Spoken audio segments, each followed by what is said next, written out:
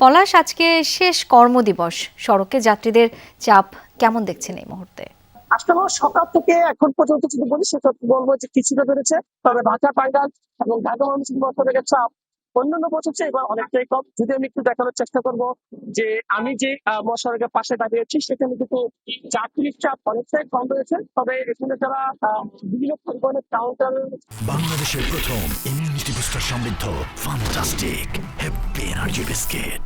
যারা কর্তৃপক্ষ রয়েছে তারা বলছিল যে বিকেল নাগাদ অর্থাৎ আসরের পর থেকে রাত সেখানে কি সেখানে আসলে চাপ কয়েকগুণে বেড়ে যাবে এমনটাই জেনেছে। তবে অন্যান্য বছর থেকে আমরা যে দেখেছি যে ঈদের 3 থেকে 4 দিন আগে যে ঢাকা ময়মনসিংহ যে চাপ ছিল সেখানে এখন আর নেই। তবে এখন বলা চলে পুলিশের বিভিন্ন কর্মকর্তা যেটি বলছিল যে ঢাকা ময়মনসিংহ মহাসড়কে বিআরটি ল্যান্ড করার কারণে মূলত অনেকটাই যানজট স্বাভাবিক রয়েছে। তবে গাজীপুরের কিছু অঞ্চলে এখনো যাচ্ছে, যেমন গাজীপুর চৌরাস্তা এলাকা, চন্দ্রা এলাকা এবং রাজধানী সর্বেক্ষণ যে আব্দুল্লাহপুর এলাকাটি রয়েছে সে এলাকাতে কিন্তু আসলে থেমে থেমে একটি জটলা রয়েছে, সেখানে একাধিক কাউন্টার রয়েছে, যে কারণে যাত্রীদের উঠা নামাতে কি বিঘ্ন ঘটাতে বেশ অনেকটাই জটলা রয়েছে, সেখানে আসলে পুলিশ কাজ করছে। পলাশ, অনেক ধন্যবাদ আপনাকে।